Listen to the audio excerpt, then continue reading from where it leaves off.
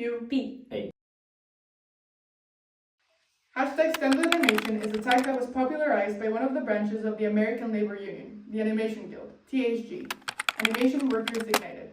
This branch aims to bring awareness to the low pay, outsourcing, and massive layoffs that the animation industry is going through, as well as speaking out against the use of AI-generated animation and asking for a fair contract with AI regulations, better pay, and better job regulations.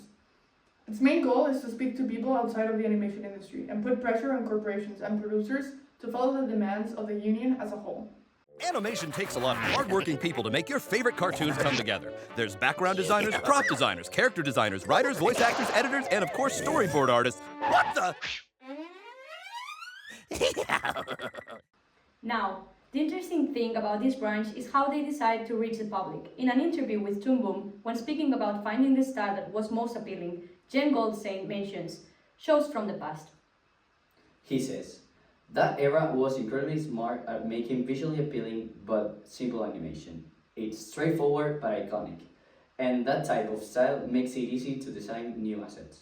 When speaking about the 40s and the 50s, it's impossible not to mention the impact that UPA left behind, with their innovative and out-of-the-box thinking and of course their signature style that has influenced countless of works of animation after it. Okay, so now we're gonna tell you everything you need to know about the UPA, its trajectory, its artists, its works, its relationship with Disney. Oh no, this is way too much information for a 20-minute video. Oh no, and everything is important!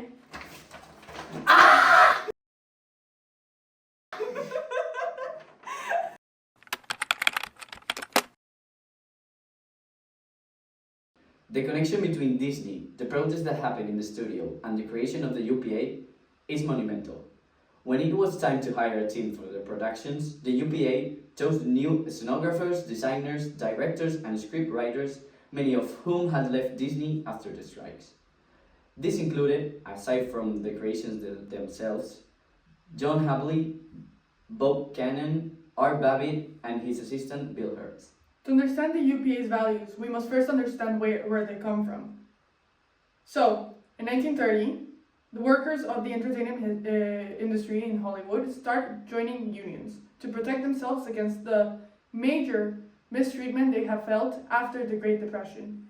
In 1932, a union for the underrepresented animation workers is formed, called the SCG, or Screen Cartoonist Guild. Remember this, it will be important later.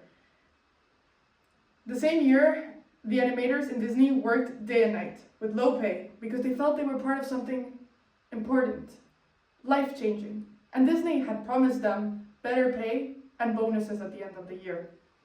When Snow White and the Seven Dwarfs became 4 times as big as they thought it would be, the workers did not receive this. Instead, there was massive layoffs, and the bonus that did get received was only enough to cover all the unpaid hours that they had put in before. But Disney promised that the real prize was the new studio that they were going to open up in Burbank with better working conditions, like air conditioner. In January of 1938, the Federation of Screen Cartoonists is created by Art Babbitt and another co-worker as a countermeasure of Prevent the IATSE, a failed union that looked to blackmail studios under the threats of strikes in exchange for money from signing on Disney animators. There was only one issue with that alternative. It was another false union that Walt Disney used to stop unions rules from being inserted in his studio. I mean, I would also not want a union to form when I'm making my workers sign documents saying they were working 40 hours a week when they were working much more. Anyways, in 1940, the Burbank studio is opened, and with it comes an economic hierarchy placed by Disney.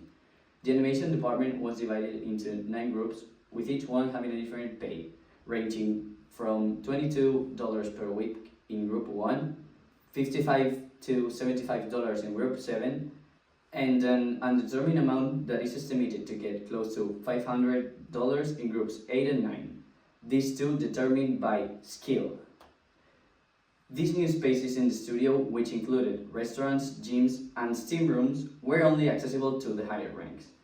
This hierarchy was physical as well, segregating the different levels into different buildings. But yeah, at least now they had air conditioning. This year is the FSC grows in popularity, but after October it fades to the back to be replaced by the genuine union that was the SCG. In December, Wall called Babbitt and other heads to prevent the guild from taking the workers to sign on. They proposed that those who had joined the guild join instead the federation, and then Disney will sign a close contract, which meant that all Disney workers will have to be part of one single union, in this case, the federation. In 1841, the great rise of the SCG takes place within Disney, with Arthur Art Babbitt being the chairman for Disney inside the guild, playing a game of cat and mouse with Walt Disney himself. The 6th of February of the same year, Disney sends a message to all his workers telling them that any union work or talk inside the premises or during work times, including the unpaid ones, would be sanctioned. This is later the rule he cites when he fires Babbitt. The morning of the 27th of May, the SCG Guild sends a telegram to Disney threatening to strike after receiving no answer for their various requests to have a meeting. That very afternoon, they formally fire Babbitt along 16 other guild members. Babbitt made a show of removing his belongings from his office, as to let everyone know that he had been let go. The workers' strike began 2 days later, proposed by Bill Hertz and called by Herb Sorrell, and it lasted for 3 months and 26 days. This strike was supported by many other people in the industry, including Warner Bros. Animators, who joined the protest dressed as French revolutionaries, and Technicolor, who refused to offer their services to Disney ever again. David Hilberman, one of the founders of the UPA, was also a great part of the protest. His wife, Libby, was part of the Women's Auxiliary of the Disney Unit Strikes of the SCG, who were the group in charge with aiding the strikers with a soup kitchen and organized events to support the strikers, like the Street Dance Carnival. He left Disney and worked in Warner for a year after, which he started in a war work.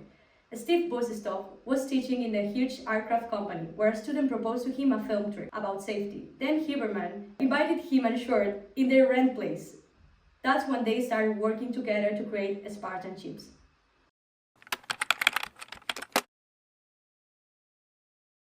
When we are talking about the innovation that UPA brought up in the animation industry, it's important to understand their pipeline in contraposition with the Disney pipeline. UPA operated with no hierarchy. They all worked in a studio where they weren't separated by skills, so everyone could influence the process and different art styles co-lived.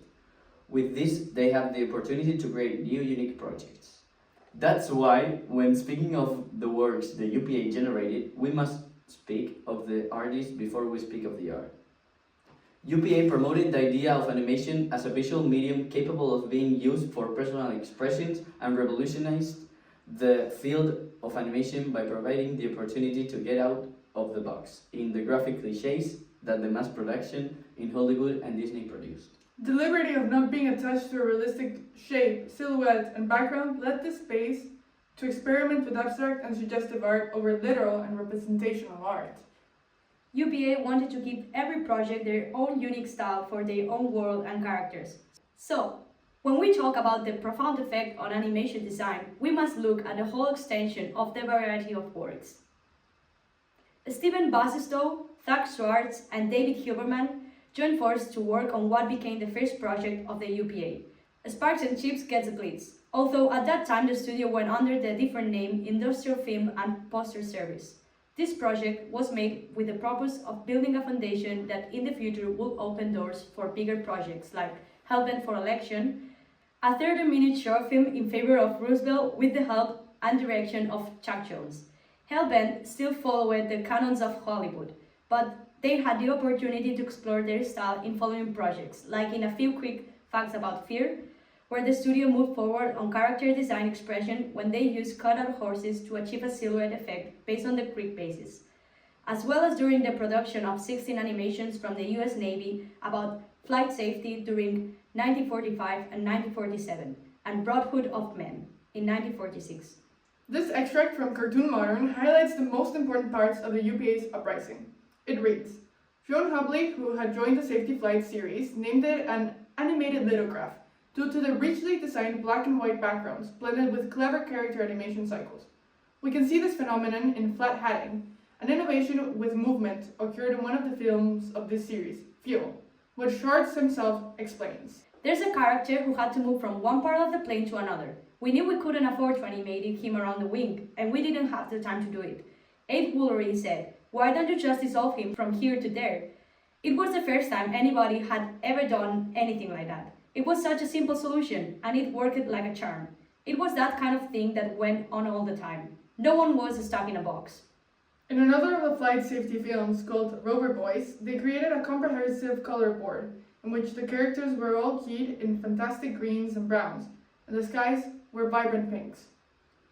Brotherhood of Men was commissioned by United Auto Workers to advocate racial equality, and the influence of different artists is very noticeable, starting with the fact that it was directed by Bo Canyon, that recently joined the studio, and Paul Julian with his suggestive and playful perspective and natural color palette and heavy use of lines, as Amit described in his book.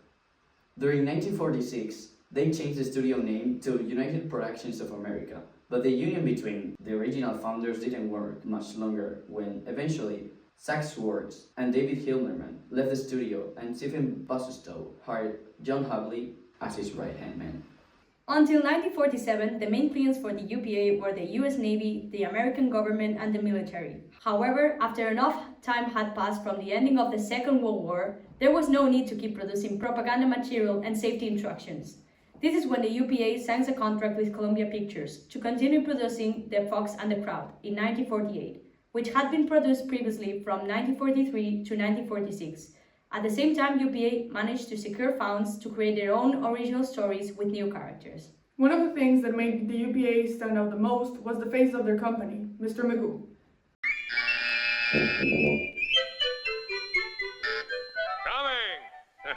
Coming!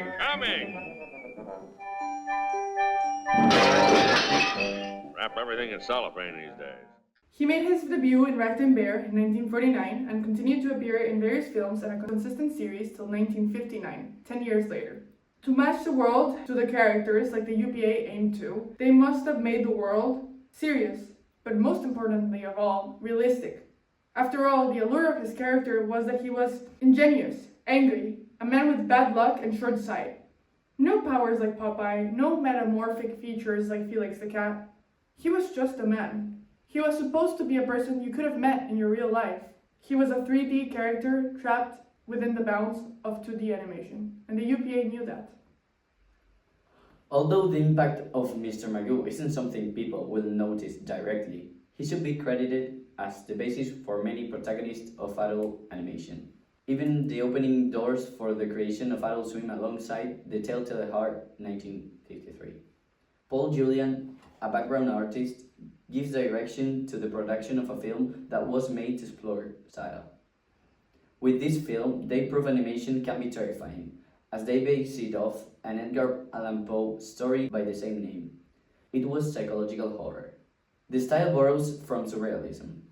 The title itself, inspired by Salvador Dali's works. In all ways, shapes, or forms, this film is an evolution of what animation was allowed to be. Bob Cannon joins the UPA with his role as a director in Brotherhood of Men. His creation of Gerald McBoing is under-recognized as the film that marked the animation scene of the rest of the 20th century, in terms of direction, animation, drawing, scenography, color, and music. With McBoing, they learned to decorate empty space with symbols that let the audience know the location. In Hart's words, if you put a doorway in a room with no boundaries, way back, that's a vast hole. This is the story of Gerald McCloy and the strange thing that happened to that little boy. They say it all started when Gerald was 2. That's the age kids start talking, at least most of them do. Well, when he started talking, you know what he said? He didn't talk words. He went instead. What's that? Cried his father, his face turning gray. That's a very odd thing for a young boy to say. And poor Gerald's father rushed to the phone and quick dialed the number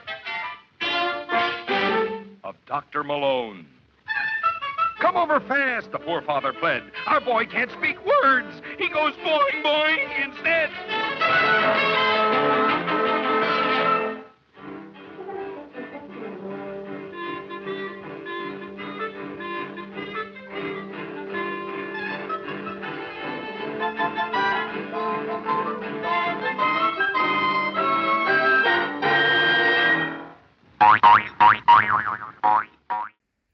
of the great innovations that came with this show is limited animation.